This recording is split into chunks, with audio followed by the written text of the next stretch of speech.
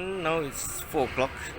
We are still in the Kampung Baru site done by by Uda, and as you can see, sorry, basically, as you can see here, nearby is the Jalan Sultan Ismail PNB Hotel, formerly the Mas Building, also done by Ahmad Zaki.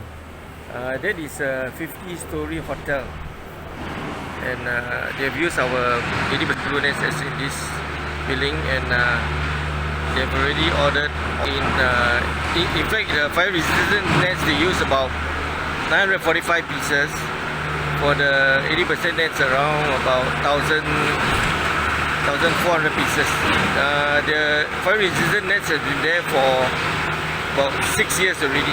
In fact, later I'm going over to the site to show you the condition and the quality of the fire resistant nets.